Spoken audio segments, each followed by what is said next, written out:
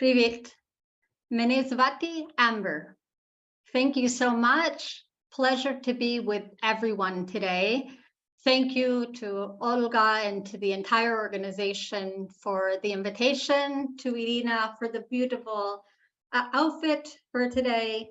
I'm very excited to be with everyone. I will share a bit about me, but this session is about you.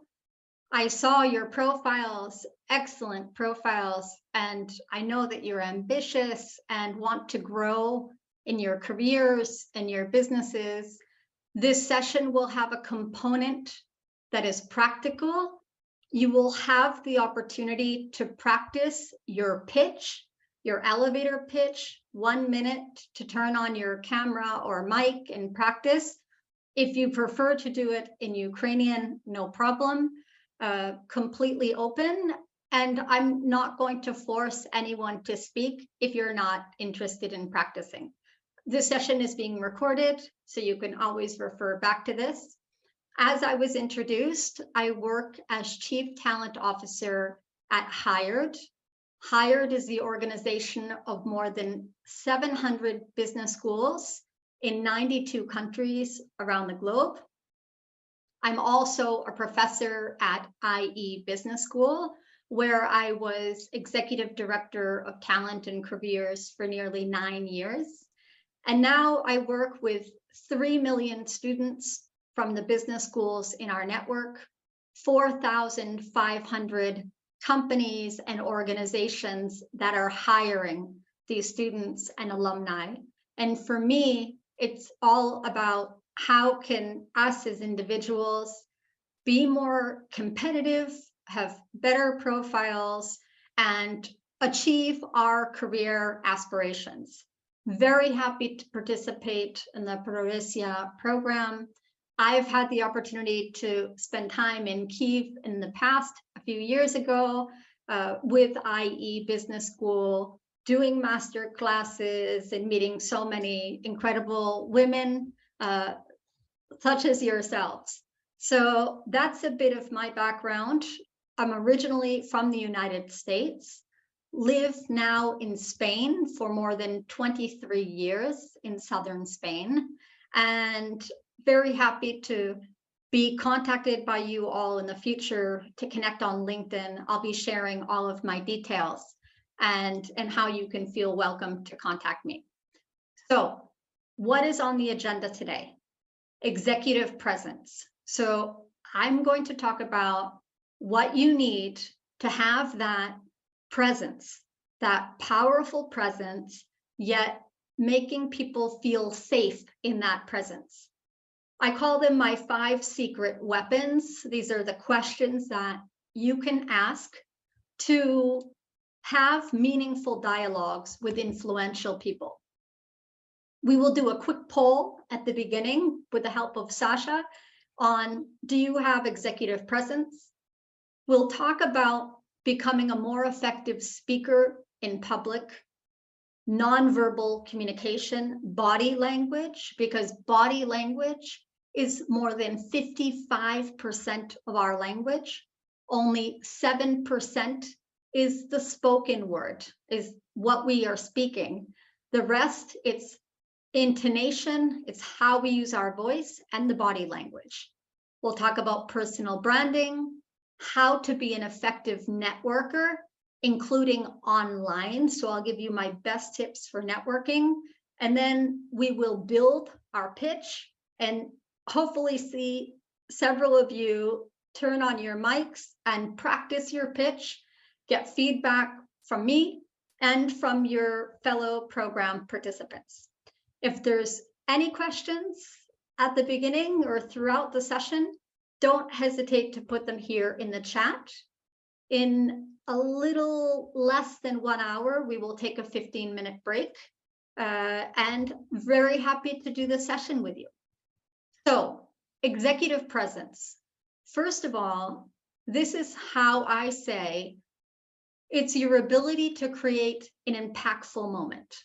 It's about inspiring others to want to know more about you, of your personal brand, or it could be your business. So when you practice your pitch today and you create your elevator pitch, it can be about your business. It does not need to be about getting the next job. It can be about business if you have your own business. So how do you get executive presence? And for me, there are people that we would say that seem to have more innate executive presence, as if they were born with it. Barack Obama, Zelensky, for example. But these are people who have also trained as actors in the case of Zelensky, Ronald Reagan in the past, also actor. So much of getting executive presence and having that presence can be learned. So for me, the recipe for success is mixing self-trust, confidence, self-awareness, and navigating conversations. It's about actively listening and not thinking about what you are going to say next. It's about connecting the patterns in conversations, having poise under pressure, decisiveness, strong and clear language, and positive body language. And I'll show you some examples of body language. So here for me are what I call my 5 secret weapons. I've had the chance over my career, more than 20 years, to interview influential people, moderate panels, and I find that these are the questions that work best when you get that opportunity to network or to speak at an event. What is the best piece of advice that anyone has ever given you? Where and how do you find inspiration? Everyone has a source of inspiration. So that's always a good question.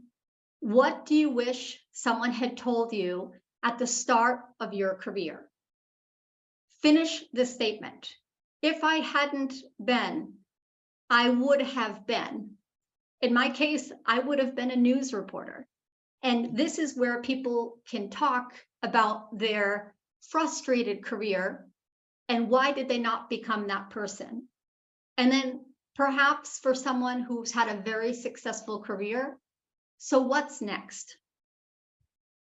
Now, this is where in just a couple moments, I will launch the poll.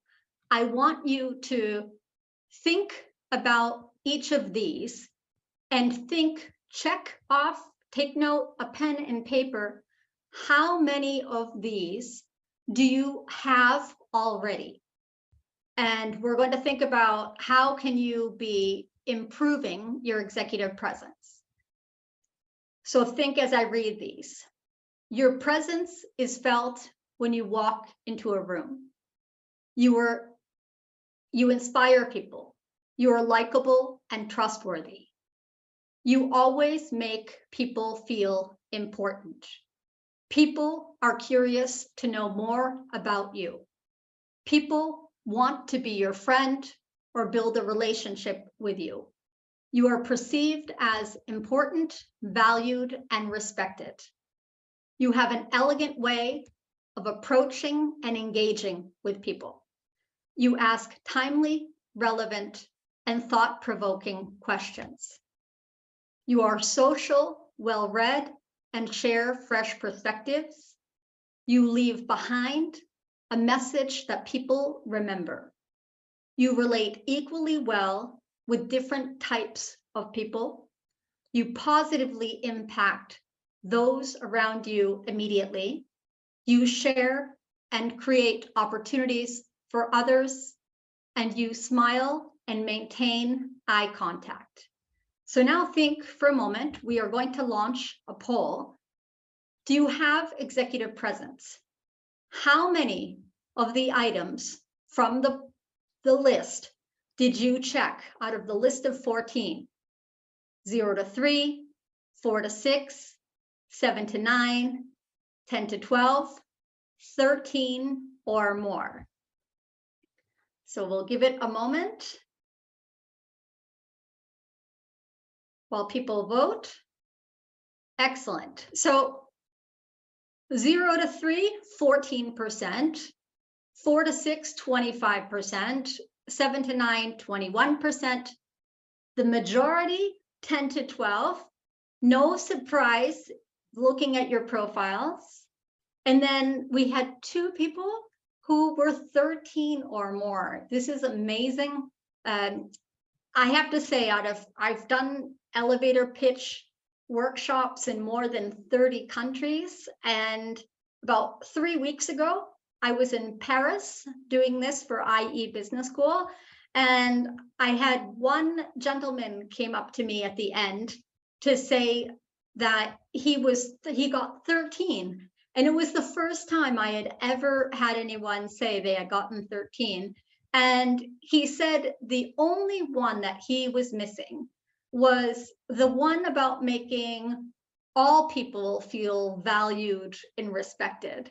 He said that they do a 360-degree evaluation at his job, and every year the senior people in the organization feel that he's not valuing them. He spends a lot of time with the more junior profiles. So this is something he is going to be working on now. So excellent, really happy to see, and great. I see a couple more here, Julia, Lydia, amazing. So as I always said in the past, if anyone has 13 or more, you're welcome to do these elevator pitch workshops with me, travel with me. I would love to stay in contact. So one of the first ways of developing executive presence, and for those of you who are lower on that list, that is exactly why we're here today. You can learn how to develop executive presence, and you can train and practice it. So one of the first things is becoming a more effective speaker. And it is a fact. We do polls all over the world, and it is a fact that people are more afraid of public speaking than they are of dying. People are more afraid of getting up and speaking in public than their death. And that is a fact. So knowing this, I want to share my tips that have worked well over the years with private coachees and students that have had to give important presentations or been on television, important interviews, or people in my workshops that just want to be better speakers. So the first thing is to think about, how can I be of service to my audience? People tend to get nervous thinking, spotlight on Amber. Everyone's looking at me, but it's not about you. It's about your audience. So the focus is not on you. You need to focus on your audience and think, what does my audience need to hear from me? What is that expertise that I have that I can share with them? And the more that you can tailor your message to the audience, the more effective. Now, when I start working with people that are giving an important speech, I ask many questions about their audience and the profiles and the topic and the other speakers. And I find that most of them have not asked these questions.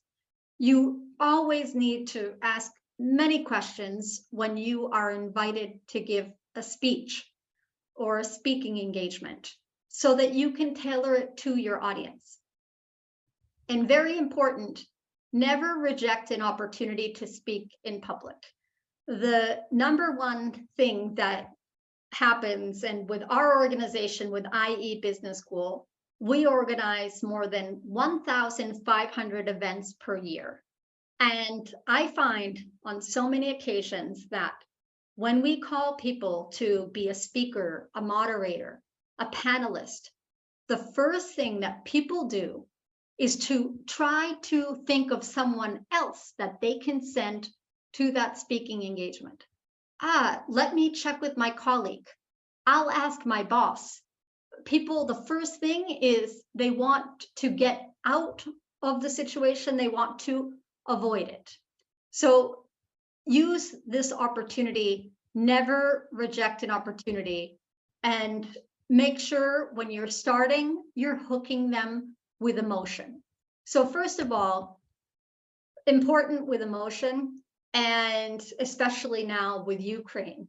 I've worked with individuals, politicians from the world of politics, government in Venezuela, also at very challenging times.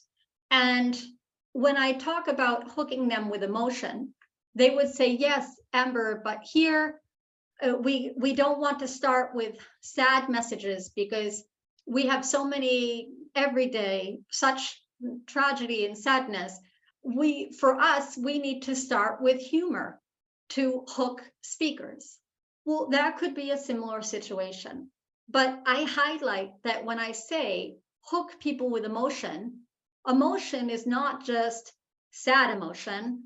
We also have happiness, fear, anger, surprise, disgust, for example.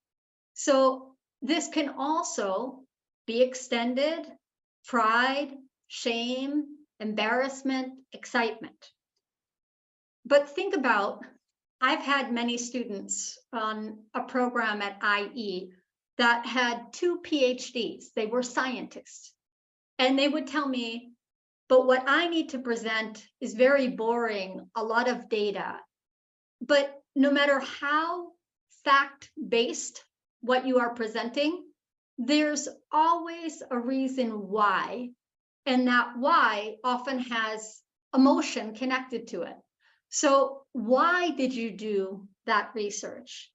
Maybe it's because someone in their family has a rare illness, or they have a certain expertise that will benefit society. If there's a reason why, it's typically worth talking about. So find that emotional aspect and remember that emotion is not just sad emotion. Focus on the benefits for people, on maybe saving time, environment, lives, what people care about. So this is important to hook them with emotion. People remember that more. Practice. The way we practice is critical. Practice the right way. Most people, I'll always start and ask, how are you practicing? And they'll say, well, I've been sitting on my bed, on my sofa, just reading it. You need to, from the first moment you start practicing your pitch, a speech, you need to do that standing up. Simulate the actual conditions of the presentation. Stand. Even if you're presenting virtually, like me now, I'm physically standing up. This helps you to remember your speech. So from the first moment, practice always standing up and break your presentation down into pieces. So the first day, focus only on your opening paragraph, the introduction. The next day, next paragraph. The next day, the closing, so that you master and dominate each aspect of your presentation. Because when people often, they know the intro very well, they know the closing very well, but during the presentation, they look for the words, they're looking away. And when you look away from your audience, you lose the authority, you lose your audience. So you want to focus, you want to stay focused on your listener. Eating. What we eat can actually improve performance. And there's foods that facilitate memory formation and retention. The complex carbohydrates, the foods rich in omega-3 fatty acids, the foods with flavonols, grapes, berries, cocoa. You want to avoid the simple sugars and sweets that give you a quick energy boost, but then can make us sluggish, like slow, mentally hazy. And caffeine, very important. A lot of people know that caffeine can make you more jittery, like more nervous, but caffeine makes you have dry mouth. So if anyone has ever stood up to present and suddenly you have dry mouth, that can be from caffeine, and caffeine contributes to this. So always avoid caffeine on the actual day of an interview, an important meeting, or speech. Now, when we speak, especially in the English language, you want to be careful with uptalking. So uptalk is when we raise the pitch of our voice at the end of the sentence rather than straight talk. And I'll give you an example. And it happens exactly when you don't want it to happen, when we go around a room, ask people to introduce themselves, or go around a Zoom, even if it's an online room. When people get a little nervous, they raise the pitch of their voice. My example, my name is Ember Альварс. I'm Chief Talent Officer. You see, I raise the pitch of my voice at the end of the sentence. What happens when I raise the pitch of my voice? It sounds as if I am doubting myself, like I'm questioning my own name or my position. So if you do straight talk, where you maintain that pitch of your voice, you sound more confident, more authoritative, and more credible, especially when you're introducing yourself. So what you need to do, instead of my name is Ember Альварс, my name is Ember Альварс and I'm Chief Talent Officer. So just be very careful, especially when speaking in English. It's very, very common that happens. And now I want to speak about a topic that I have been very passionate about since I was a little girl: nonverbal communication, body language. And I'm not sure if anyone here has heard of Joe Navarro. He, for me, is one of the foremost gurus in the world of body language, nonverbal communication. He was an FBI agent in the United States for 25 years, an intelligence agent, before becoming one of the world's experts in body language. And I was fortunate to have my body language training with him, and he's become a dear friend, but I'll recommend certain books from him. Now, nonverbals, he says, are important because the message is received at the speed of light, even at a distance, and we can't speak that fast. So this first thing I'm showing you is a page from his book, which has been translated to many different languages, What Every Body is Saying. And you see how the different tells, or the different lines on our face, can indicate tension, displeasure, concern, nervousness, anxiety, dislike, confidence. So it's important, it's really interesting to start understanding nonverbal communication because of the high percentage of our communication that's actually body language. It's 55%. So this has such a huge impact on our careers, our businesses, how people perceive us. And I show you this. You can see what different things mean. And I also want to show you this page from his book, Be Exceptional. Master the 5 traits that set extraordinary people apart. This is one of his newer books. And we can start to see, you see different aspects, and actually you need to take into account how Botox has an effect on our facial expression. We start to look at things like piercings, coloring our hair, different things, the use of makeup can also have an impact on the way that people perceive us.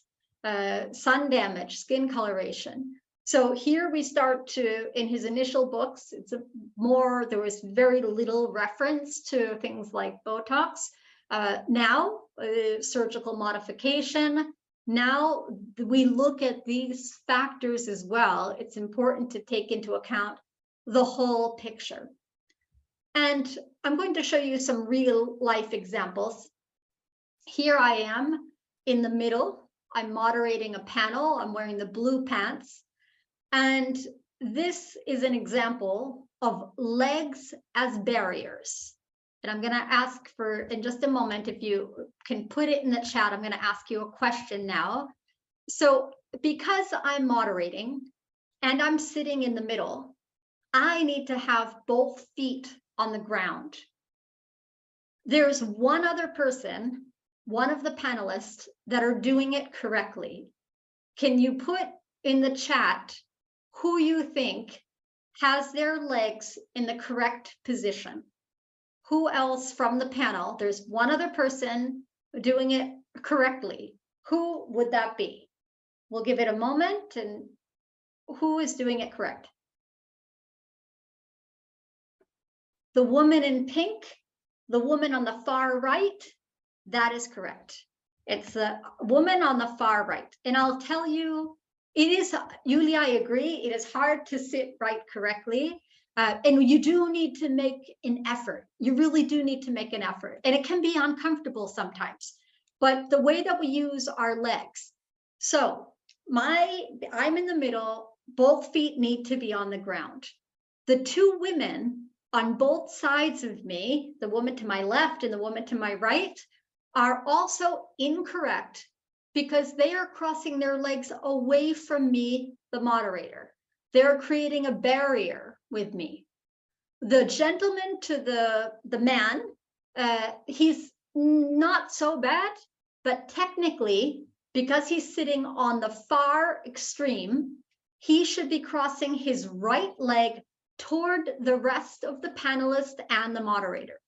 The only other person who's sitting correctly is the woman on the far right, the blonde woman in the pink, who is crossing her leg toward the rest of the panel and to me as moderator. So just remember that when you're in public, when you're in a presentation, if you are going physically to a job interview, I've been to more than 40 countries for recruiting purposes, and so many countries around the world. In the HR departments, in the human resources departments, the tables are glass, they're crystal, they're clear, so that you can see what is happening under the table. And even though not all HR managers are body language experts, they do know the basics, and they look to see if you're facilitating good chemistry, if you're massaging your leg, maybe you're nervous about something. And there was a question here, I can take a question. What about leaning towards you rather than the leg position? So that's a good question. Leaning towards and leaning in is actually something very positive. On a panel, it can be difficult because you also want to maintain the contact with the audience. And to answer this question, I'm going to give you an example. An example because I always say it's important to ask for honest feedback, which is why we will do the exercise today, elevator pitch. I want to give you an example of feedback I had from Joe Navarro when I presented in Miami, Florida, an event for IE a few years ago. I knew that Joe Navarro, the body language expert, the author of these books, was located in Florida. I invited him to watch me present on stage. I presented a panel. He came to the event.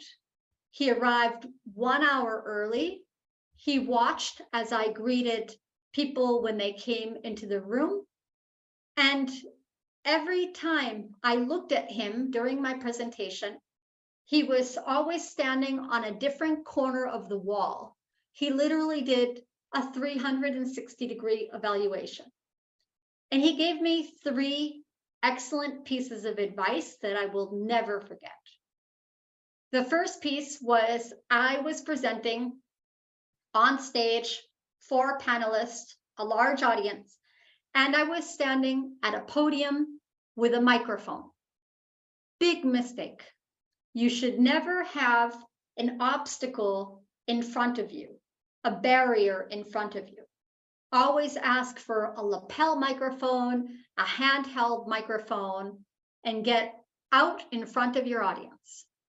The second piece of advice was the use of my arms and hands was quick movements, short, small, fast, jerky movements with my hands and arms. That is indicative of middle management. The more senior in an organization, the more slow, wide, broad are hand and arm gestures. So especially for women, slow it down. Slow down our gestures. Spread out when you're in a meeting room, when we're finally back in person, and men, women, men spread out more. They take up more space. And I'm not saying to be more like men. What I'm saying is that for others, we command more authority, we're more credible by taking up more space, by being larger. So spread out. And then the third piece of advice, and this is why I'm in response to the question about leaning towards you, the third piece of advice is that what I was doing, I was a moderator, I was asking my panelists on stage questions. And as I was asking them questions, I was looking at my panelists and I would ask them, what is your impression on hiring in the world of executive search? And because I'm looking at my panelists and I'm maintaining eye contact with my panelists, they're responding to me and they're looking at me. So what's happening? We have a 1-hour event that I'm speaking to my panelists, I'm looking at them, and they're responding, looking at me, and we've lost our audience. So you need to, as a moderator, as a facilitator, you need to maintain the eye contact with your audience. So that's why you can just briefly glance and ask, so what is your impression on the hiring rate now for executive level positions?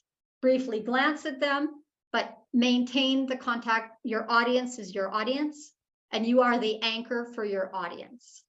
So this, to answer the question of what about leaning towards you?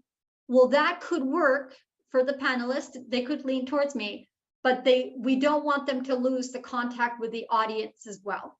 So it can be an uncomfortable position, but what they needed to do, both women on both sides of me have both feet on the ground. The man and the woman in the pink could also have both feet on the ground, or they could cross one leg towards the rest of the panel and to me. So the man, the right leg, the woman, her left leg, the woman in pink, like she's doing correctly. It can be uncomfortable, so either both feet on the ground or cross it.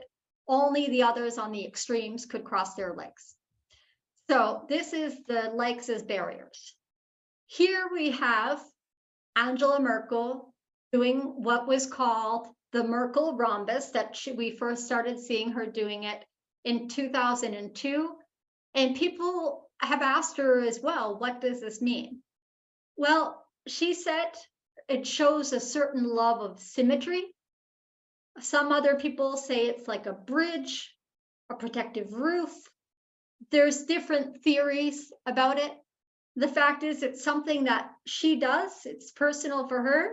Clearly, she's comfortable like that. It's a comfortable position for her. And it does give off a sense of of confidence. It doesn't come across as lacking confidence if you know her. Now, here I show you the example of the former Greek finance minister, Varoufakis, and he's touching his face. In a very high percentage of cases, when we touch our face, it's a sign of shame or embarrassment. So knowing when this picture was taken, when you owe 317 billion euros, this gesture that he's doing, this body language, was indicative of shame or embarrassment. It was determined. Now here, I show this example of Ursula Burns. She's an American business executive, former chairman of Vion, and she's doing what we call hand steepling. And this is considered a great display of confidence. And the reason why I show this, it's because as much as I know that this is a gesture of confidence, and if you're presenting and you do this, then you look like a very confident person, it's not me. I'm not comfortable. I don't feel authentic steepling, doing hand steepling. So as you learn about body language, it's very important to be genuine and be yourself, be authentic. In my case, and this is also connected to the question about leaning in, if I am presenting to a board of directors in a conference room, for example, and someone asks me a question, I might put both hands on the table and lean in, and I listen as somebody is asking the question. And this has the same effect of showing great confidence. But for me, that is something I do naturally. Put my hand on the edge of the table, lean in, actively listening. So the leaning in can work effectively. Just be careful that it's not like on a panel or something and that you're leaning into the rest of the panel, but it's not good chemistry with your audience. So here we have the 7-38-55% rule. This is from Dr. Albert Moravian. And here we see what I said at the beginning. 7% of our language is the spoken communication. It's 38%, which is our voice and the intonation. And then we have 55%, it's our body language.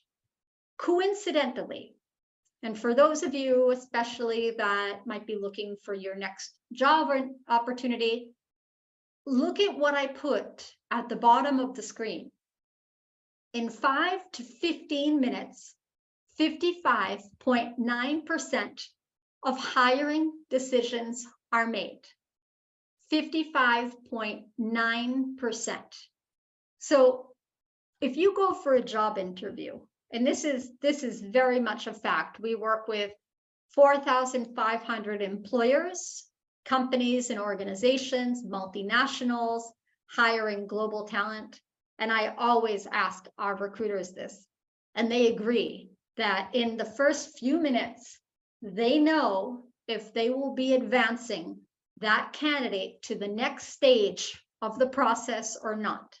They might not know if ultimately that will be the person who will be hired, but they know if you're going on to the next stage.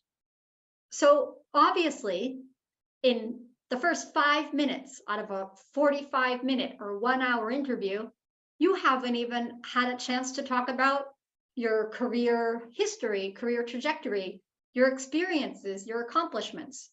So I just want to show you with this rule just how important body language is. 55%, 5 to 15 minutes, a lot of this is going to be more our body language, our voice, our tone, more than the spoken word that we're saying. It's only 7%. So be really careful with your body language. And here I'm showing you just what goes into our body language. And for example, we have our posture. We have our attire, what we're wearing, our maintaining eye contact with our audience, and also even when you're connected online, how you speak, how you articulate yourself. And finally, energy level. And I work with many people who are maybe long-term unemployed, having trouble finding the next job opportunity. And I try to speak with them on the same day of their interview. And I get a sense for their energy level. And do they sound down, depressed, or are they upbeat and positive? This all has a huge impact on hiring decisions, especially now in virtual times. Whenever you have a job interview, stand. Even if you don't, like I'm standing now, you're not going to see the full body and the legs. You're going to focus the camera so you're seeing just the chest or up. But the important thing is that it changes your energy level. It changes your posture and the way that you stand. And just by doing this, you get an entirely different energy level. So watch the energy level and make sure that you stand. Even if you don't have a standing desk or a desk that regulates, I have seen some very creative solutions like an ironing board. People using an ironing board that adjusts and putting the camera and the computer on there. An excellent solution. So moving along, because the first impressions, you never get a second chance. The personal branding. Linking networking with personal branding and using our elevator pitch that we are going to work on today is one of the many methods to communicate your personal brand. And basically, it's that lasting image that differentiates you from the rest, from the others. Now, I know that networking can frustrate many people that I've worked with, students, alumni, work with executives a lot. And people will often come to me and will ask me for the hiring manager's name of Google in Germany. And while I have those contacts in my network, for privacy purposes, we can't always share those. So I will often say, I can't share, but we do have an online event happening and the hiring team from Google will be there. Come, meet them, introduce yourself. People often feel that going to a networking event is a waste of time.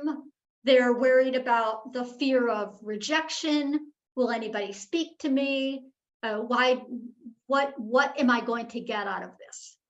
And this is where we need to change the focus. It's not what's in it for me, but what's interesting about the person that I'll be meeting. There's always something interesting about anyone we can meet. And networking is about building a large base of strong relationships before you even need them. You don't want to wait until you are unemployed to then try to build your network. If that's a situation, it's a situation and no problem, you can do that. But networking is for everyone, even if you have your business, even if you're currently working. It's about having those conversations, those calls, those virtual coffees now before you need it.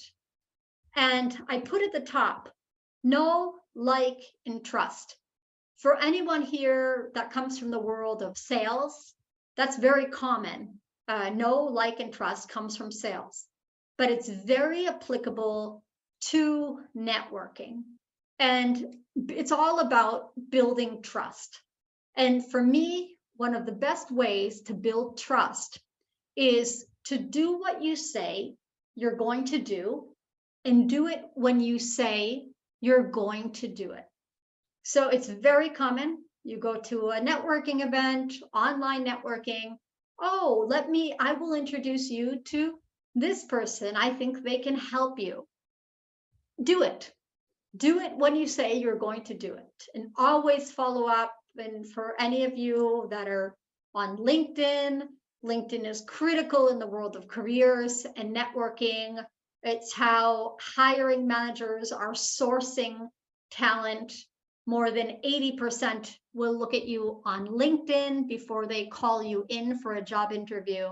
So for those that do have a presence on LinkedIn, you really want to focus on having a professional profile, on being active, on posting, and on building your personal brand and your network, of course, on LinkedIn. I'll be sharing my contact details, so start with me. And I always say, network with compassion, kindness, and grace. I have many candidates that I work say, I've reached out to 100 people on LinkedIn. Very few people connected with me or accepted my invitation. And I will say, show me the message that you're sending. And often their message, they're asking for a job. And I will put it here in the chat. If you ask for a job, you will get advice. If you ask for advice, you will get a job. I put it there because it's very effective. If you ask someone for a job, often they will just give you advice. You want to ask for advice when you're reaching out to someone. I see that you also studied at the same university I studied at, and now you're working in banking in London. Any advice that you might have for me coming from Ukraine, any advice, when you ask for advice the right way, even if people aren't the right contact to help you, they will be more inclined to putting you in contact with someone who can, in fact, help you. So I'm going to show you briefly now how you can build your elevator pitch. And then we will be taking, in just 9 minutes, a 15-minute break. When we come back after the break, it will be your opportunity to practice your pitch. I'm not going to, like I said at the beginning, I'm not going to force anyone. So I expect to see everyone back after the break, but no one will be forced to practice. And it's really going to be about trying your pitch. And often we include things that are not relevant, and we exclude other things that we think are not important, but really are what is most memorable about us. So, first of all, what is the elevator pitch? Even the term elevator pitch comes from getting into an elevator. Say we're in New York City, we get into an elevator, we get in there, and suddenly the owner, CEO of our dream company is in there. You have 60 seconds to give them your pitch. Introduce yourself. What is the most important thing that you want them to know about you? It's your introductory summary about you and your goals. And it's one of the most effective ways for you to promote your personal brand and get listeners to want to know more about you. Like I said at the beginning, it can be about you personally, like because you want to work in that company, or it can be because you have your own business. I saw a number of you from your profiles have your own business. Maybe you're pitching to investors or clients or the press. So use the opportunity to practice your pitch today for whatever audience makes sense for you. So basically, and this should say 1, 2. Every time I change it, it goes back. I don't know why. Who you are. Your success depends on the strength of your introduction and hooking the attention of the listener. It can be with emotion, and also the context. Why are you telling them this? What are you want to include in the beginning of this? Why are you giving them this pitch? Why are you giving the listener? I listen to so many pitches that maybe it's about 1 minute. At the end, they say, so if you know anyone who can help me, any advice? And I would have listened to them differently had I known at the beginning that they were going to ask me for contacts. So whenever you can, make sure that you share the reason why that you're introducing or you're talking to this person. Why? What are you looking to get from them? Second, what you do. This is your experience. This builds on from who you are. You can talk about recent projects, previous jobs, current jobs, responsibilities that you've had. Most important, keep it relevant for the listener. If you know that I work in human resources and you are interested in both human resources roles and marketing roles, don't talk to me about marketing roles. Focus your pitch with me only on human resources. Make it general for a general audience to understand. Avoid ROI, certain financial terms. Don't make it too technical. Make it easy to understand and easy to remember. And then the third step are your unique selling points. What are your unique qualities that can benefit the listener and others? So what is it that you bring to the table? We have to keep in mind, for those of you who are applying for jobs, we say on average, there's 250 applicants for every vacancy, every job posting, of which 9 or 10 will be equally as qualified, if not more qualified than you. So what is it that sets you apart from the rest? And finally, what is in it for them? It's not so much about that company doing something for you. I hear this all the time. I want to work for Unilever because I want to have a global career. And I know at Unilever, I can work in different countries. No, it's not what the company can do for you. It's what value you bring to the team, what value you bring to the table and to the company. What can you contribute? They know their company is excellent and outstanding. It's what will benefit them from your profile. What is in it for them? This is an example of my elevator pitch. My name is Ember Альварс, and I'm a talent services professional. Note that I don't say I'm a chief talent officer. People think chief talent officer, I work for one big company and I'm the hiring manager or the HR manager. Rather, in my organization, I work with 700 business schools in 92 countries, and I'm responsible for the talent initiatives.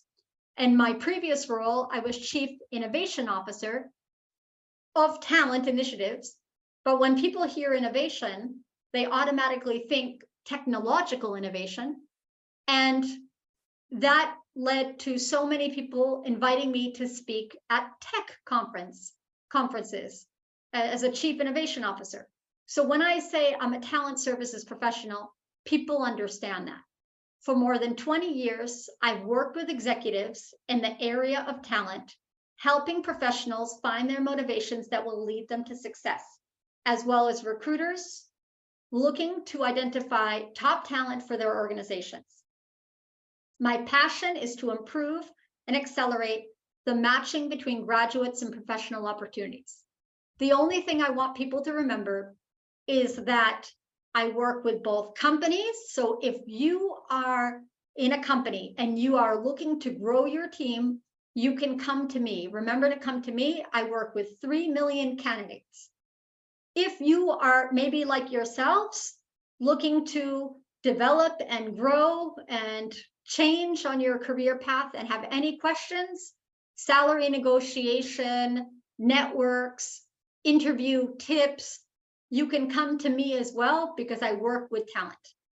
And now finally, right before we take a break, I'm going to share, for those of you who practice your pitch, these are the 4 things that we'll be looking at. So if you want to take a picture of this, I look at the structure, how you speak, your performance, and your stage presence. So the structure, are the thoughts and ideas well organized? Is it logical? Can the general audience understand? Eloquence, how are you expressing yourself? How is your level of energy? Was it convincing? Was it genuine, passionate, memorable? Was it persuasive?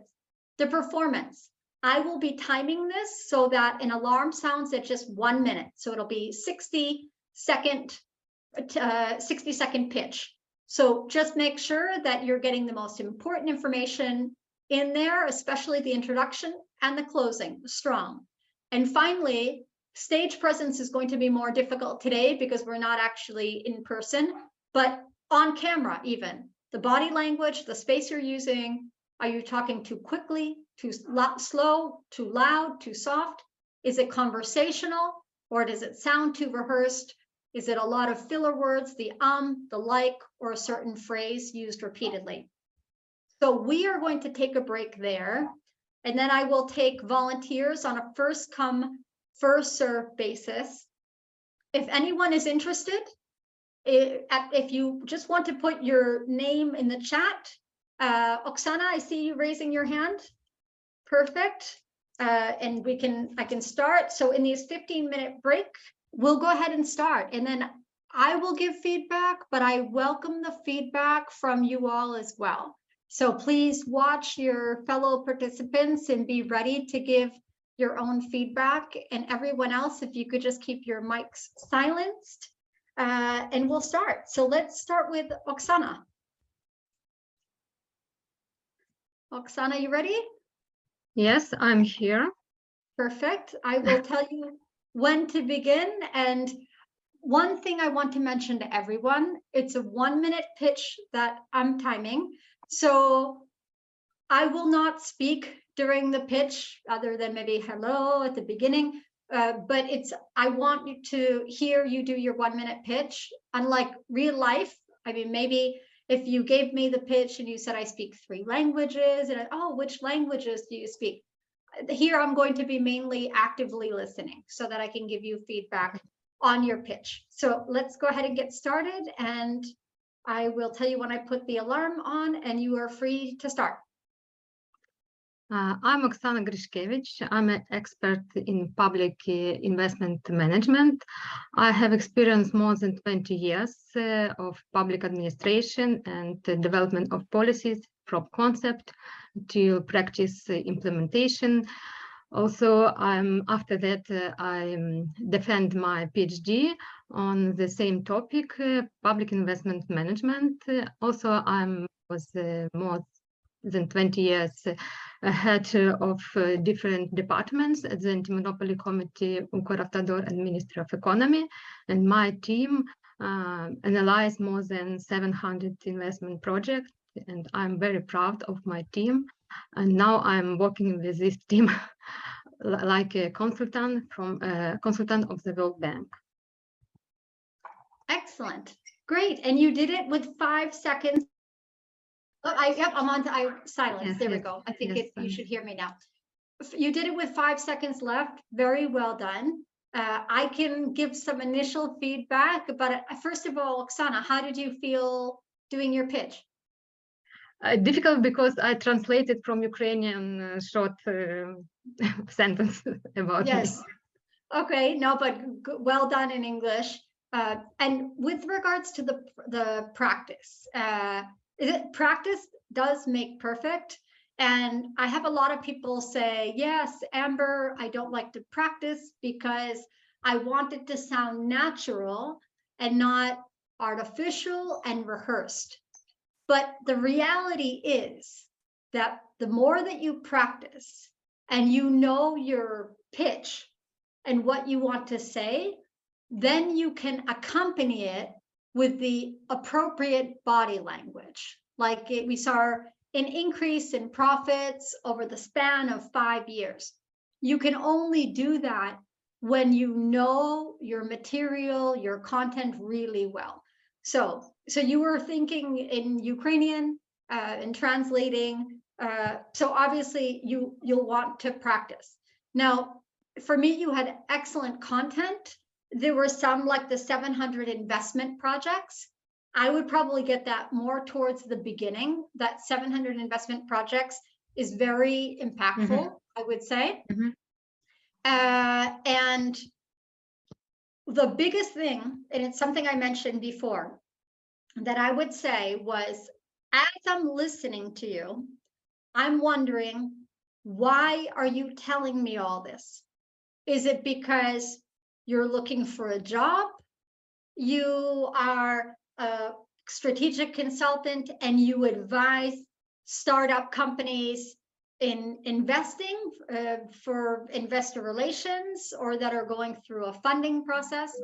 So if you had given me a hint at the beginning as to why you're telling me this, for example, thank you, Amber, nice to meet you today. I see from your LinkedIn, you're based in Spain. Any advice for me? Because I'm looking for a new role in Madrid, and let me tell you a bit more about me. My background, did my PhD thesis in this, 700 projects, but already I'm listening to you differently. I'm listening to you thinking, wow, Oksana, great profile. Who do I know? What hiring managers and companies in my network can I think of for Oksana in Madrid? So I would listen to you differently. Or maybe it would have been, you're an independent strategic consultant advising startup companies that are going through funding rounds. You say, Amber, I see you work for a startup in the ed tech world. If you are ever looking for advice during a funding process, I've worked on 700 investment projects. I can help you. I'm listening to you thinking, okay, Oksana could be perfect as we enter this next round of financing. So your content was great, excellent profile and experience. The key is, why are you telling the listener this? And to make it relevant to the listener, and just, it would have completely changed if you just gave a little hint at the beginning as to why you're giving your pitch. But overall, very well done, Oksana. Is there anyone else that wants to add anything? Any feedback, anyone for Oksana? Anything that you noticed, saw, any recommendations? And I don't know if maybe a couple of you have your hands up for the practice, or if you wanted to add anything here. Thank you very much. Okay, great. Thank you so much, Oksana. And we can go on to Olina next. Olina Leach. I think it's probably me. Lean. Okay. Yes. Leach, Olena Leach. Leak. Okay, perfect. And thank you for that. First of all, a tip for everyone on LinkedIn. If you download the LinkedIn mobile app, it allows you to record the pronunciation of your name. So make sure that you do that. I put it in the chat. If you see my LinkedIn profile as an example, you'll see like a megaphone symbol next to my name. If you click that, you hear me pronounce my name. People like me in the world of human resources, we want to address people properly. So that's why important to include your name pronunciation. Perfect. Thank you. Yeah. Olina, I'm ready. Okay, good evening, Amber. My name is Olena Leach, and I'm just interested to talk to you about my new project, which I'm looking forward to start right right now because I'm changing my career. I've been working in investment company, but I've been passionate all my life with the healthy habits and active life.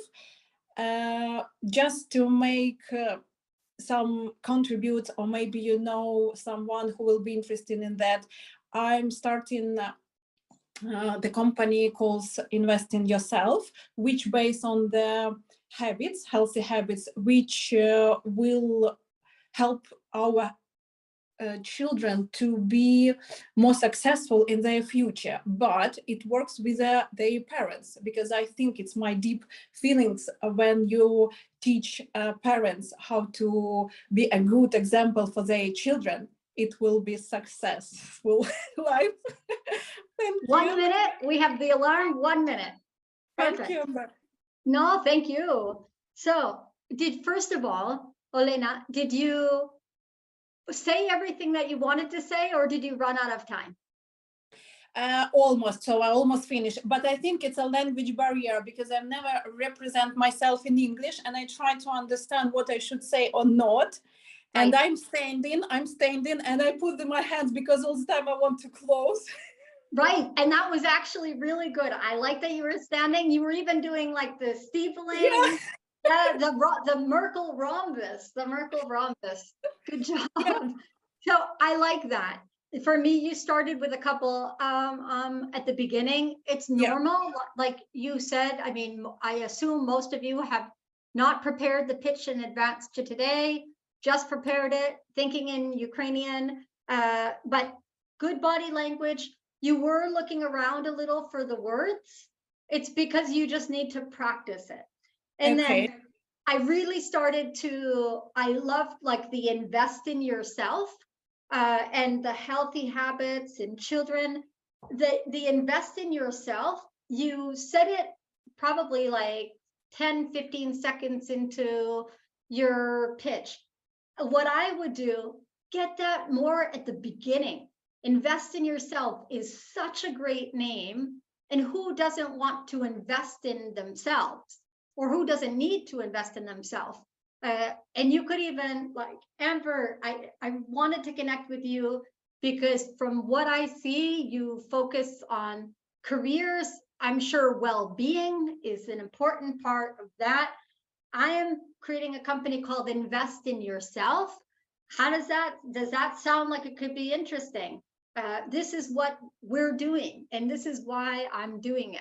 So get the invest in yourself more to the beginning, the healthy habits. That's really interesting, really, and very effective name. So rather than like the looking at it, almost directly at, I wanted to connect with you because I know that you work in careers your whole life.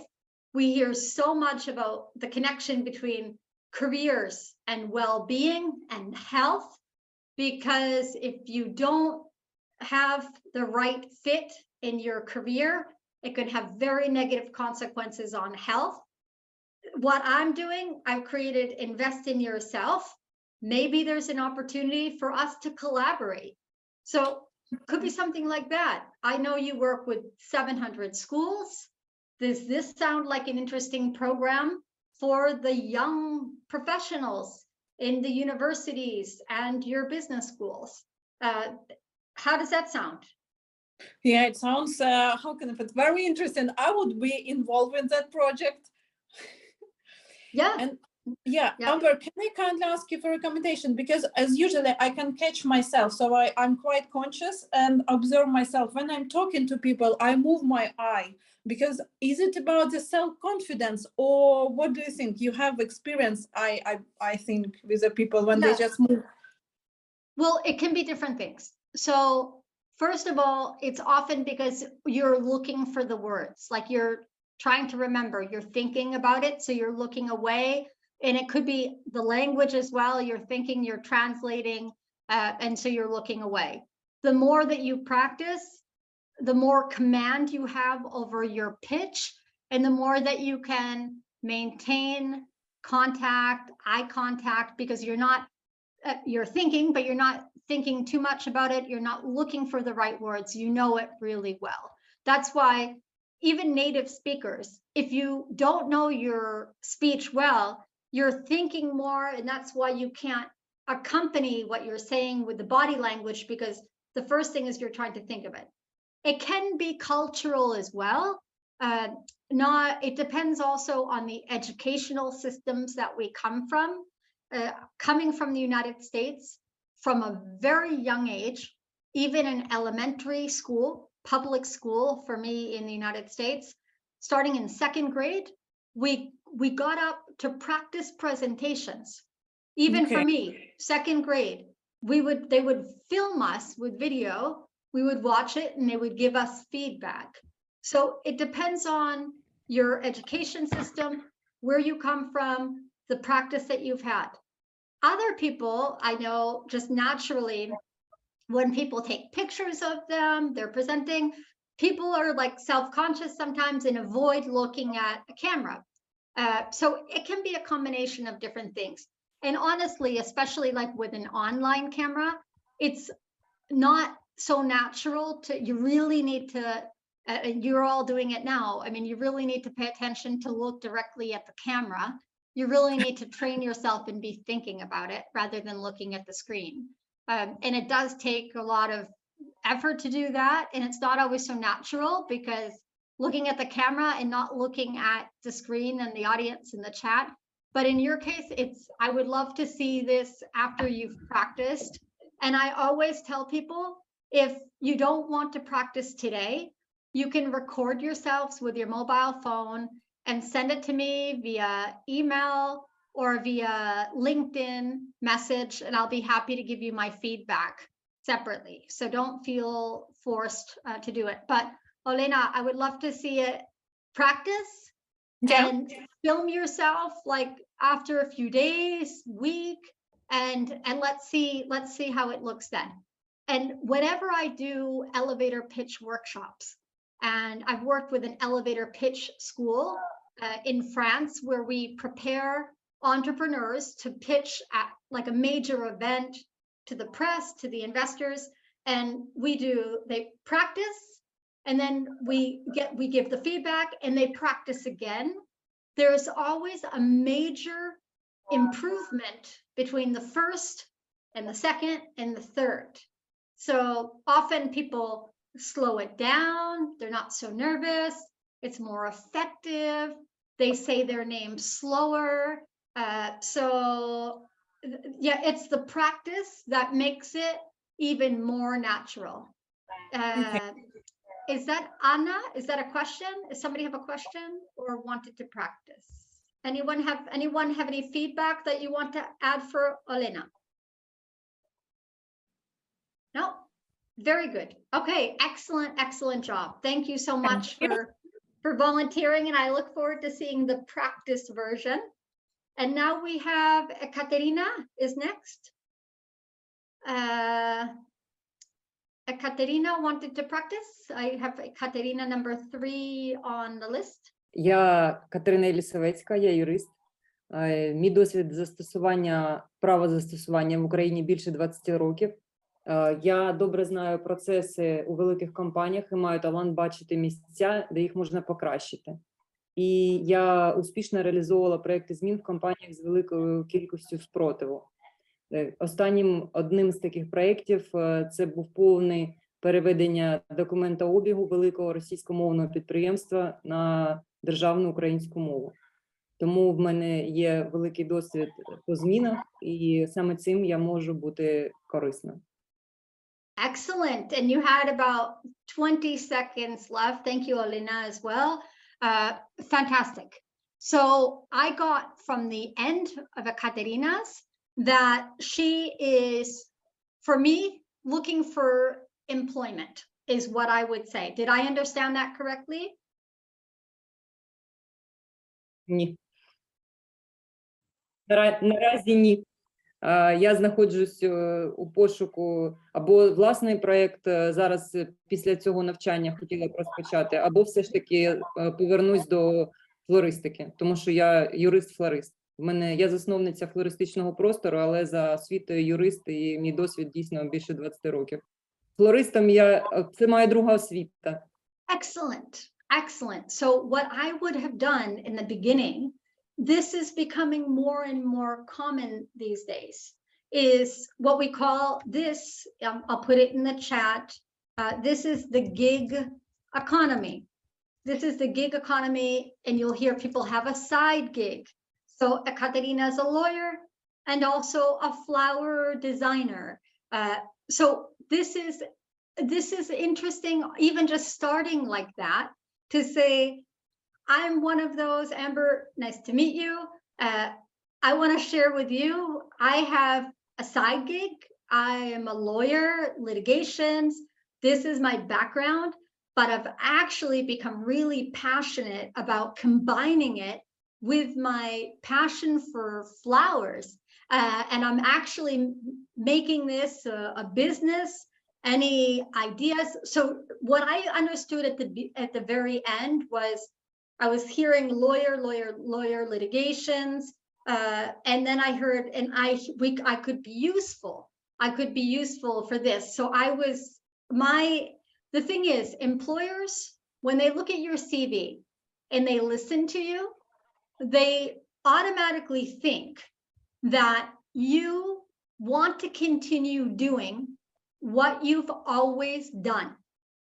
So remember that. So people will, especially for those of you who want to change careers, people will automatically think you want to continue doing the same work that you were doing before. So I missed the flower part, and I was just focused on lawyer, litigation, and thinking, okay, and then when you say I could be useful in this, I'm thinking you're looking for a new opportunity in the legal field. I was automatically thinking your CV will be the same. They will think, recruiters will think what you have in your most recent experience is the most relevant. So if in fact, what you want to do now, for example, in Ekaterina's case, is focus on developing business or clients in the flower industry, maybe now that's at the bottom of your CV as additional information or a passion. Bring that to the top. Get that more into the beginning of your pitch. You want to think that your pitch, your CV, it is who you are in your career history, but focus it on where you want to go. Always make it more forward thinking.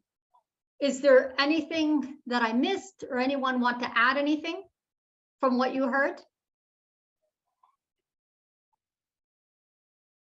Я хотіла спитати щодо емоційності. В мене є якісь загальні проблеми. Зараз я дуже стримувалася, але взагалі я занадто емоційна. Це зараз як було? Тобто я не сильно? I liked it. And for me, it's important that people are themselves, that you're authentic.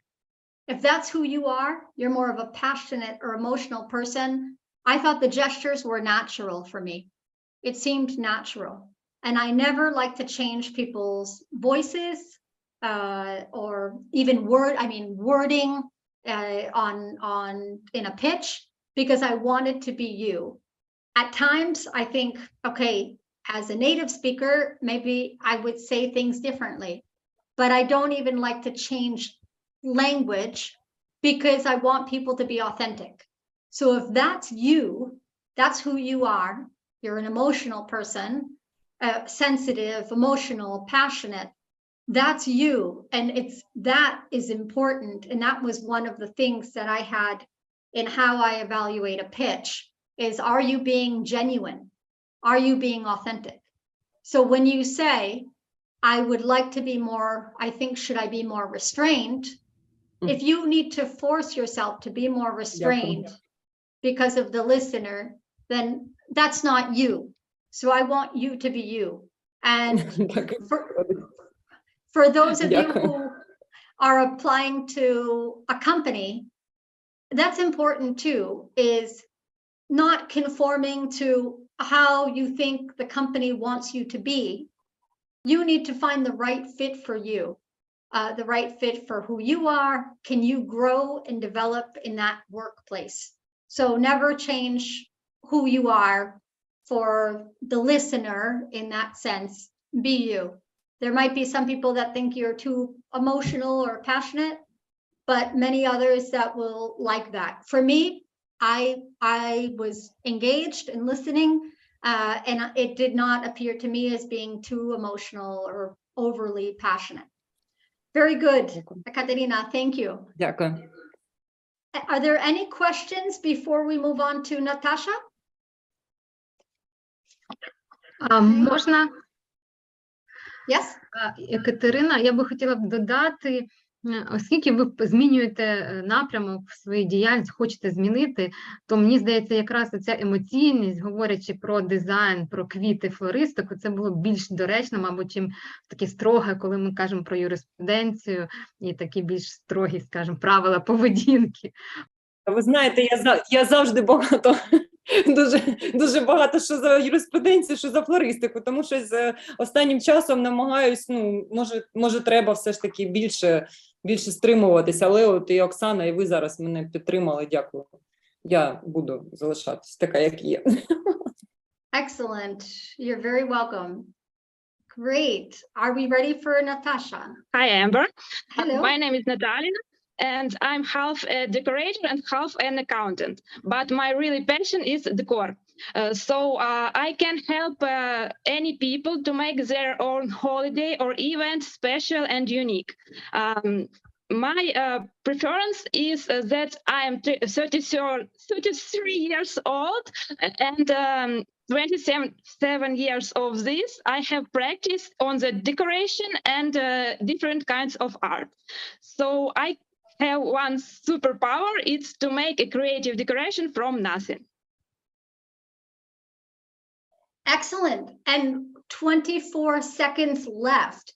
So this is, Natalia's is a great example of how you don't need to use a full minute to have an effective pitch. You just need to get the most relevant information in there. So for me, I came away with the decoration and art. And I guess there's one thing that I would not mention. Does anyone want to put it in the chat? I'll give it a minute. Put in the chat, what is that one thing you would leave out? Is there anything you would have left out of the pitch?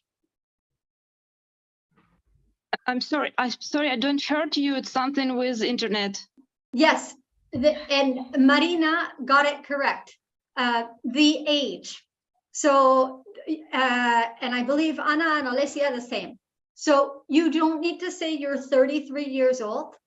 Mm-hmm. In the world of careers, and especially we have such a huge focus now on diversity, equity, inclusion, belonging. We call this DEIB. I can put it here in the chat. Diversity, equity, inclusion, and belonging. And we avoid mentioning, we don't need to put our age on a CV, for example. It's about your experience in the field. So you can talk about how many years of experience. Like I said, more than 20 years, careers professional, but I don't say I'm 47 years old. I don't give the age. Let people, because I think sometimes when we give our age, people stop listening, they start thinking. Anyway, don't focus on the age. Focus on your experience. And then for me, I loved your superpower. You could see, sometimes we say things like more towards the end, that's super effective. And this is who I am. I have one superpower, getting it at the beginning. So for me, in your case, I was missing at the end, like a call to action. So if you need anyone or in your network is looking for someone whose passion is decoration and art, I'm ready to contribute as an advisor, as a decorator. I'm working in these regions, these countries. I do virtual projects. I've already worked with clients in these industries. So that was the only thing missing for me was great, but now how can I maybe connect you, Natalia, or with clients? Or are you looking to work as a decorator in a major retail company that's looking for, in the retail industry looks for like the window design or design of stores? Like you're a decorator, is there a certain industry where you have that experience? So make it like applicable and relevant. And how can I help you basically? How can I help connect you? So any advice for me now looking to boost my activity in this field, working specifically in the retail industry in Europe. That was the only thing. And then I think one other thing would be, if you were to do it again, just slow it down a little. Slow it down. It's my problem. Yes. Yeah. I'm very well, I'm sorry for my English. It's That's okay. not very good. It happens to me too. I understand. So when you practice, you can slow it down. And then if you were to do this again, work on slowing it down, because one very good thing about your pitch is it's very concise. It's not too long, not too many words. Now you're going to take out your age, just slow it down, and it'll be more effective. It'll give people time to like process the information as you're saying it. But overall, very, very well done, Natalia. Thank you. Thank you very much, Amber. No problem. Okay, we have Yulia Depsova. Hello, Amber. My name is Yulia, and I saw that you are working with many different companies as well as startups, and I thought we could be of help to one another. I have been doing medical marketing for major Ukrainian and international startups, helping them raise funds and get more publicity and get more orders. And it included different things like booking appointments to private and state doctors, or booking delivery of medication, or even booking the vaccination against COVID-19. And I thought that maybe we could be of help to one another in case you have some medical startups in your network who are looking for marketing professionals. Excellent. And you had 5 seconds left. So very well done, very well. And a couple of things. So what Yulia did very effectively was she made it sound as if she saw my network, like she's connected with me. She's looked at my profile. She knows I have many kinds of companies in my network. I like that from the beginning. I do medical marketing, from booking appointments, delivering medication, COVID-19 vaccine. And these are great examples. And people remember like examples like that. So often I have people that might be shy about talking about achievements and accomplishments. What you can do is give concrete examples, just like Yulia did. This is what I work on. And so for me, this sounded very natural, like it's not the first time you've talked about this, like you've talked about this many, many times. You're talking about your day-to-day. You came across, for me, as sounding very confident, and these were excellent examples. So I really enjoyed it, and I found the approach to be very pleasant. And from the beginning, I knew what you wanted from me. I knew that you saw that I have many kinds of companies. This is what you do. And I was already thinking about who from my network. I'm from the Boston area. My sister is a doctor in a hospital in Boston. I'm already personally thinking about potential connections. So very well done. Does anyone want to add anything for Yulia? And I felt that even just the timing and the delivery was very relaxed and very good. The flow and the rhythm was excellent. Anyone wish to add anything? Thank you. I have a question. Yes. When it is such an elevator pitch, it doesn't give me too much time. But do I need to give numbers, like my achievements in this, or is it rather just a general information? And if you want to, you would go deeper into that and ask for it. Yeah, well, I wouldn't give too many numbers, but for example, our first one, we had Oksana gave, I believe it was Oksana who gave 700 investment projects that she's worked on. I think it was Oksana, right? The 700 investment projects. So see, we're on now pitch number 5 with Yulia, and I remembered that number from Oksana's 5 pitches ago. So not too many numbers, but a couple of numbers, especially if you are someone from like a sales role and you're looking for like a sales, just like on your CV that you want to talk about. We always follow on a CV, we follow the CAR, the challenge or the context, the action that we took, and the results of our actions. So in your pitch, you should be talking about the projects that you worked on, and you can quantify and talk about results. But too many results, people aren't going to remember them. Maybe just like, and if it's very compelling number, like for me, what I talk about, I work with students from 700 schools, 92 countries, 3 million students. And 4,500 recruiters. I only ever talk about 4 numbers. I never talk more than 4 numbers. So, okay. And especially if it's relevant for the person who I have in front of me. But very well done. Thank you. Thanks. Thank you.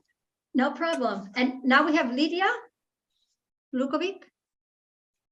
Лідія Лукович. Добрий день. Я Лідія Лукович, я українка. Я засновниця одних з найсмачніших ресторанів кондитерських «Фраєрка» у Львові. Окрім бізнесу, я займаю активну громадську позицію. Я амбасадоркою однієї з найпотужніших жіночих організацій Жіночої ділової палати України, де очолюю комітет з питань ресторанного бізнесу. Створюю майданчики для спілкування між владою і бізнесом. Також це тісно пов'язано з освітою, викладаю в університеті, є головою екзаменаційної комісії, головою стейкхолдерів. Це саме те, що допомагає підвищувати компетенцію нашій молоді. Є амбасадоркою клубу успішних жінок, яка 7-11 листопада по запрошенню Хіларі Клінтон будемо представляти Україну на Всесвітньому жіночому форумі конгресі в Вашингтоні Global Leadership Awards. Я мати 3 дітей, люблю навчання і дякую вам за підвищення нашої компетенції. Excellent, Lydia, excellent. Very effective. Many of the things that you said. I'm the owner of one of the tastiest restaurants in Lviv. I hope you invite me one day. Would love to go. I love what you do with the Ukrainian Women's Association. Social, excellent. The youth as well. The name dropping of Hillary Clinton, which came at the end, fantastic. And that you were invited. This gives you so much credibility that I would probably get that. Maybe if you think about like the importance of each of these things, maybe you gave it to me in that order, like the restaurant, the social, Ukrainian women's activity, and then finally the invitation to speak in Boston, which is my hometown, which is great that you mentioned that. And knowing the people that you have in front of you as well. Like in my case, I studied at Wheaton College in Massachusetts. It's part of the same consortium as Hillary School, Wellesley College in Massachusetts, close to where I'm from. Hillary Clinton is a woman that I respect tremendously. So if you know the person and you've looked at their profile in advance, it almost sounded like you did because you know us from Boston, you name dropped Hillary Clinton, and that you'll be speaking there. I would probably get that more to the beginning. My only feedback is for Lydia was, why are you telling me this pitch? How can I help you? what can I do? The pitch is fantastic. So it's just for me missing like that call to action. So Amber, I know you work with many youth careers organizations. I know you're from Boston. Можливо, я хотіла, власне, запрезентувати, чим ми з України могли би також вам посприяти в певному розвитку вашої діяльності і допомогти створювати нові проекти. Perfect. So you could say that at the beginning. I saw your profile. I just want to share a bit about me because I think there's a great opportunity for us to collaborate. First of all, I see you're from Boston. I was just invited by Hillary Clinton to speak in Boston wow, I'm really going to be listening. Not that I wasn't before, but I'm really going to be listening. So the restaurant in Lviv, very much a part of you and important, but maybe just depending on who you're talking to, you're going to change the order of what you're saying and what you're putting in your pitch. And my pitch that I shared with everyone, it's always changing, but that short pitch that I included, that's what I always include. I work with students from 700 schools, 92 countries. I work with recruiters and I work with the talent. So that's all I want people to remember, that I'm a talent services professional, 20 years. I change the order depending on if I'm speaking to a group of students or a group of careers professionals or recruiters. But I would definitely, in your case, just start with, I think we have some opportunities to collaborate. And then finally, I'm also the owner of one of Lviv's tastiest restaurants. So I look forward to being in Boston, but I would love to welcome you to Lviv one day to try my restaurant as a guest, for example. Yes?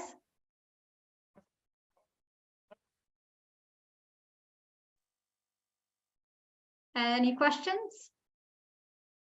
Я рада запросити, безумовно, вас, Ембер, а також всіх учасників, як ви будете у Львові. Ресторан «Кондитерська феєрка» завжди радо зустрічає наших гостей, і ви залишитеся небайдужим ні до нашої випічки, ні до Львову. Thank you so much, Lydia. Great. Good luck in Boston. So exciting. Yeah, I'll be following you on hopefully LinkedIn or in social media, and I look forward to seeing how that goes. Great. And now we have Anna Pavlus. Доброго вечора. Я Анна, родом з України. В сфері працюю і є професіоналом в сфері легкої промисловості. Я модельєр-конструктор понад 15 років верхнього одягу. На даний момент я запроваджую в життя бренд одягу, український бренд одягу для людей з інвалідністю, так як сама є людиною з інвалідністю і зіштовхнулася з проблемою того, що незручний одяг в пересуванні. Я хочу хоч трішечки зробити таких людей щасливіше і впевненіше в собі. Я в пошуках інвестора, який мені допоможе втілити цю ідею в життя.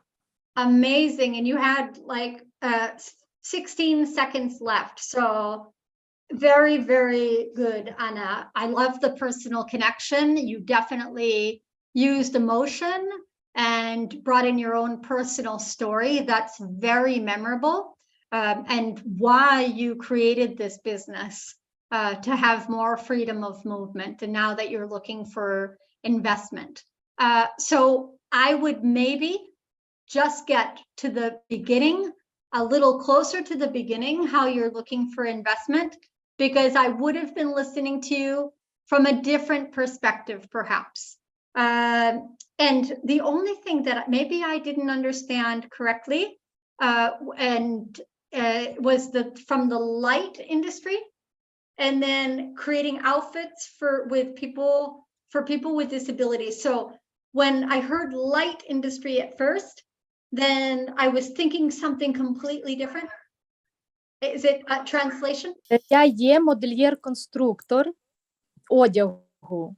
І після отримання травми зіштовхнулася з самою проблемою незручного одягу, тим більше не маючи в ньому ніякого вишуканої частини.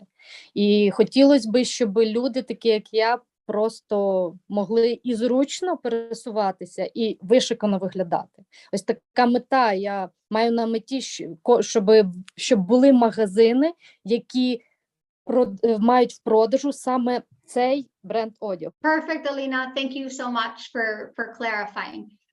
So now it's much more clear, because the first thing was I was looking for the connection between the two. Fantastic. And then if you share more towards the beginning, how you're looking for investments for your special project, then I would already be thinking about, who do I know, who are investors investing in startups like this. But excellent. And maybe talk a bit more about the stage of the startup. More details. Do you already have some clients? Do you have any employees? Are you at a business plan stage? That can be helpful in having the listener be able to understand more where you're at and who they would need to put you in contact with. Basically, is it a brand new startup, or is this already a scaling up? And those are different investors for different stages. But really, Anna, very impressive what you're doing. A beautiful story. And I love how you brought your own personal story into it. It's very memorable, but genuine and authentic. And I wish you all the best. I enjoyed hearing about it. I look forward to following your excellent progress. Thank you. Thank you. Now we have Natalia Prokopova. Hi, my name is Natalka Prokopova. I'm Ukrainian. I'm a product manager and a whiskey lover. As a product manager with 8 years of experience, I'm in charge of price strategies and business strategies and connecting Ukraine and Ukraine National Post, especially with eBay, Amazon, Etsy, logistically, even during the COVID-19 or the Russian invasion in Ukraine. I'm always interested in challenging product tasks, so I will be really grateful if you keep me in mind if hearing some interesting positions in product management. Thank you. Thank you. And you had 19 seconds left. So it seems you got all the information in. And again, but Natalia, it is very common. You see how most people leave the most important for the end. I will be really grateful if you keep me in mind for any opportunities. So you told me that at the very end. So from the beginning, I was listening, thinking, I was assuming that you might be looking for opportunities. I love the use of the strong brand names, the eBay, the Amazon, the Etsy. The use of strong brand names is a career deal maker. So this is very, very effective. The only thing I would have done, I have two things. I would have just gotten to the beginning, and it could be, I see from your profile you work in careers. I would love any advice that you have for someone like me who's looking to transition to a new role. Let me share a bit more about my background. My expertise is pricing strategies. I have experience with major supply chain operators such as eBay, Amazon, Etsy. And you, again, at the end, so any advice you have would be greatly appreciated. So just let me know at the beginning. Give me that hint. Why are you telling me this? Okay. And then slightly slower. It was a little fast. And you had plenty of time. You had the 19 seconds left. So just slow it down a little bit. But overall, very well done. Natalia, thank you. Great profile, by the way. Great experience. Great. Olona, I know I'm not pronouncing this correctly. Number 9. Альона, я маркетолог та спеціаліст з розвитку спільнот.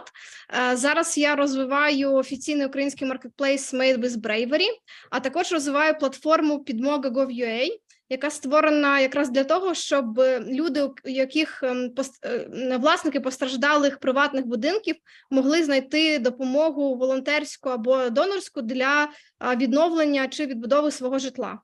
І зараз я шукаю для інтерв'ю цих потенційних донорів, тобто це фонди або власники бізнесу, або просто приватні донори, які хочуть допомогти з самовідбудовою та відновленням, для того, щоб зрозуміти, що мені зараз технічно потрібно зробити на платформі, для того, щоб вони простіше, швидше, ефективніше шукали собі підопічних, тобто об'єкти для допомоги, за якими критеріями, які там мають бути фільтри, які деталізація, яка верифікація. Тобто мені потрібно от зібрати цю інформацію, щоб створити функціонал. Okay. So you have a lot to say, Alona, a lot to say. So it would be working on the profile, the pitch, to make sure you're including the most important information, being concise, and where you're looking for, was it donors or owners? I just wanted to see, was it donors or I think it was donors? Potential Donors, right? Okay, Potential so donors. you're looking for donors. Get that more, again, towards the beginning. So at the beginning, you're telling me about your marketing expert, community expert, and community expert, I was already thinking, okay, on what kinds of, was it like social, like a community manager? That was what I was thinking. Is this, are we talking like social media community manager? Like Instagram, Facebook, Twitter, that kind of community? And then I was thinking that you would be looking for a job or a position in doing marketing or community. And then I understood it was something very different. And it's you have the community of owners of private houses that are rebuilding, and you're looking for donors. So already my impression from the first maybe 20 seconds was very different. And I was thinking, as you're speaking, I'm thinking more, how can I, like, where can I help you to find a role that's looking for a marketing expert and a community expert? So just definitely get more towards the beginning, that you're looking for donors, the project. Amber, great to connect. I know you have experience in the past in Ukraine. I would love to share my project. If there's any advice you can give me, because we're looking for donors, this is what we're doing. So I know that you're looking for donors and you're not looking actually for a job in marketing or a community manager. Is that clear? Yeah, thank you.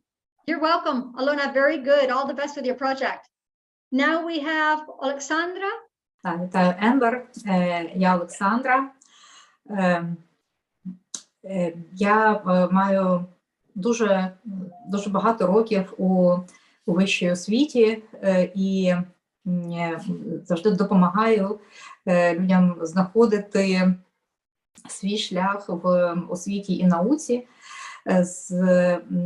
І працюю з дорослими. Я знаю, що ви маєте величезну кількість зв'язків з різними бізнес-школами, і, власне, зараз моя ідея полягає в тому, щоб шукати допомоги і допомоги у вигляді консультантів, і донорської допомоги, і будь-якої іншої для створення спеціального курсу для короткого такого мікро-credential курсу для жінок, які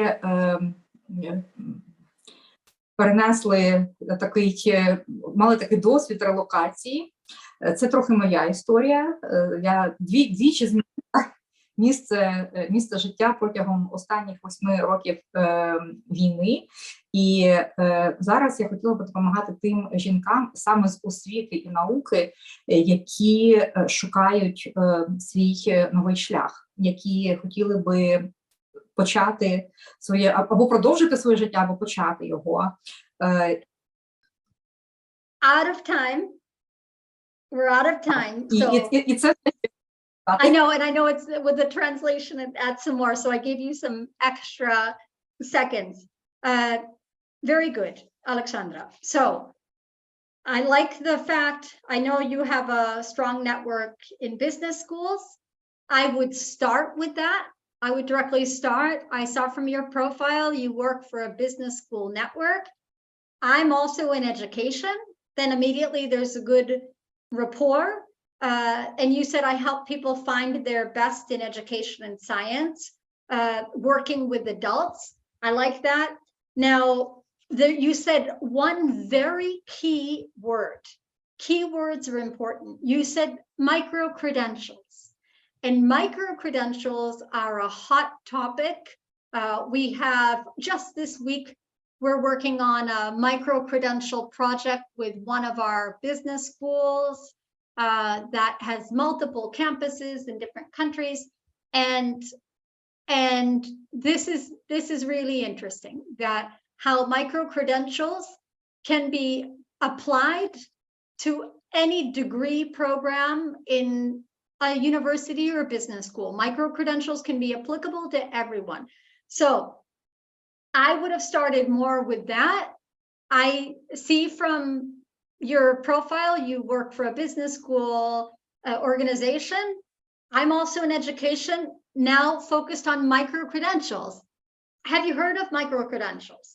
You could even ask a question as part of your pitch, and that will provoke, yes, actually, but you could tell me, have you heard of micro-credentials? Yes, I have, because I would love to get your input, because maybe what I'm doing with micro-credentials, we can collaborate for the schools in your network that are trying to develop a micro-credential project. What I'm doing with micro-credentials will help talent to get a competitive advantage by focusing on micro-credentials for the in-demand digital skills that adults are lacking, for example, when they apply for jobs. So pay attention to the keywords. Maybe for you, like everything that you said is important, it is, but I immediately, like, what turned my mind on was I woke up to the micro-credentials. Wow, not a lot of people have experience in micro-credentials. Fantastic. So great. I know we're running out of time. We have, I believe, 2 more volunteers. Is everyone good? Does anyone need to leave? Are we doing okay if I continue with the last 2? And then I share my contact details. Does that work? Yep. Okay. Інна? Сьогодні перед Україною багато викликів. Серед них і надійна система антикорупційних органів. Я представляю частину юридичної професійної команди цілеспрямованих людей, готових приймати рішення на основі інклюзивного підходу для подолання корупції в Україні. Про це я пишу і в своїй докторській дисертації. Цим досвідом готова поділитися на міжнародній арені. 15 років викладаю в університетах кримінальне право і досліджую, як подолати злочинність в Україні. Окрім цього, пишу вірші, об'єдную людей, для яких поезія та музика – це стан душі. Ми самі будуємо своє майбутнє в Україні. Тож приєднуйтесь до сильної команди ініціативних українців заради нашого світлого майбутнього. Дякую. Very good, Inna. And you had 9 seconds left. And so please join the group, Pro-Ukrainian for the Future. If a lot of times we leave to the very end, get it more to the beginning. I loved hearing your profile. I love what you're doing. And for me, it would be, if you could just give me a little hint at the beginning about why you're telling me this. It seemed like you were really looking potentially even for connections, for visibility, for like a platform almost for what you're doing. Excellent. So that could be like what you say at the beginning. Amber, I see you're involved with many organizations in 700 schools, 92 countries. This is what I'm doing. If you have any advice how we can amplify our voice.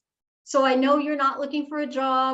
I know that you're just maybe looking for connections or that platform, or even like press, journalists, press relations, coverage. How can we amplify the voice? Excellent job. Yes, That would yes. be my feedback. Good. Great. And apologies because I realized there's two Inna and we jumped. So let me move to Inna Onishenko now. I'm Inna Onishenko and I create the future. I'm an expert in the implementation of the national health system and the creation of innovative IT tools in the medical sphere. I have been working in IT for 14 years, and for the last 4 years, I have been transforming the accumulated professional experience into the implementation of effective solution for the national medical sphere. Today, I am implementing a huge national project in Ukraine, a national electronic medical card, Yemalyatko, electronic sick leaves, COVID certificates, and others. The global vision of the development of health in Ukraine is being formed in the heart of our team. We actually save the health of Ukrainians, both physical and information about it. Considering the dynamic rates of development, we are interested in exchanging experience with similar projects in other countries. We have a lot to share, and it will be very interesting to learn about the successes of colleges in the health sphere. Fantastic. And I see it looks like Ina, thanks for COVID certificates. They're great. So it seems like that you're known, that's what you're known for, actually. That's interesting, actually, because often when someone gives a pitch, a lot of times people from the audience will say, well, why didn't you say this? This is actually what stands out the most from your profile. So for me, you gave a lot of information, went a little over 1 minute, but according to Natalia, it looks like what the work you've done in COVID, the COVID certificates area is what people know you for the most. So maybe even sometimes less is more. So saying a lot less, but talking about maybe just one example, like the COVID certificates and what you've done in this area, then that's all you need. This is, remember, this is a teaser. This is an introduction to get people interested in your profile. So for me, it would be, then you talked about at the end, like working with other countries. So that for me should be way more at the beginning. And I would love it if you maybe took out a lot of the content and maybe focus more on the COVID certificates and why are they so great? Why are the Ukrainian COVID certificates, how are they different than what other European countries have by way of COVID certificates and volumes, and why they're working so well, for example, and talk about like that project, get people intrigued with that. So well done, Nina. Thank you very much. And I think we're on to the last one, if I'm not mistaken, Anastasia. Добрий вечір. Мене звати Анастасія, я працюю начальником відділу у Верховному суді. Я державний службовець зі стажем 17 років, 10 з яких я на посаді займаю керівні посади. Я дуже люблю свою роботу і дуже хочу розказувати про працівників державної служби, змінювати суспільну думку про нас. Ми не нудні. Я оптиміст по натурі і заряджаю оптимізмом оточуючих. І я також дуже творча особистість. І на роботі дуже багато організовую різних заходів, таких як від фольклорного ансамблю, корпоративні заходи до спортивних заходів. І я можу дуже розумію, що ми можемо створити гарний проєкт з вами, обличчя українського державного службовця, розказати всьому світу, які ми українці, обличчя держави. І, можете сказати, в нас вже є перша героїня, це Інна Однолька, так, яка займається такою серйозною роботою, як антикорупційна діяльність, і пише вірші. Тобто, все, дякую. Very good, Anastasia. Thank you so much. And now, the things that stood out. I love my job. I love talking about officials. I'm an optimist. I'm creative. Organize many events, corporate events, and we can set up a project with you. So again, and that you know what I'm going to say, we can set up a project with you. Tell me more at the beginning. So I'm not, like, for me at the beginning, it was sounding more like a CV, like your CV at the top, creative, optimist, organize events, like the actions that you take. But I would love to hear more about like the actual accomplishments of these actions. And tell me more at the beginning. I see that you work for an organization that you're very active on LinkedIn. I see you're always posting about events. Do you ever need help in organizing these events? Because that's what I do. I organize a lot of corporate events. I love my job, love talking to officials. I'm creative, I'm optimistic. So nothing, I don't think anything can go wrong with events. So if there's ever an opportunity to collaborate on these events that you're organizing, I know we're in a world of many virtual events, but I can help make events hybrid now. I know that hybrid is the future. So excellent, Anastasia. Tell me more at the beginning, how we can set up a project together, and talk more about maybe one of those events that you organize. So it doesn't sound so much like a CV, but you're telling me more about, let me tell you about my favorite corporate event. I love my job. Here's an example. We worked with this company to help them to organize their annual meeting with delegates from 30 countries. It was a huge challenge now, given the situation in Ukraine, but this is how we did it. We had 500 participants, of very good feedback from delegates. Give an example, maybe tell the story about one of these, like, you love your job so much, which is great to hear, and which is not always the case. So tell me about like a project, like why you love your job. Like, tell me about one of your favorite events that you've organized. That would be my feedback, Anastasia. So thank you. Okay, so we're out of time. Let me just share my screen one more time so I can share my contact details with everyone. And you can reach out to me. So I'm going to just very quickly as well recap here. Now, first of all, executive presence, like we saw today, can be developed. Find your own voice by identifying your communication assets. We all have our unique assets. Seek honest feedback. So like the 12 of you who came forward, actually 13 came forward to practice. Always practice. Practice makes perfect. Whenever you have that opportunity, raise your hand, volunteer. Never reject an opportunity to speak in public. And then, of course, promote it online.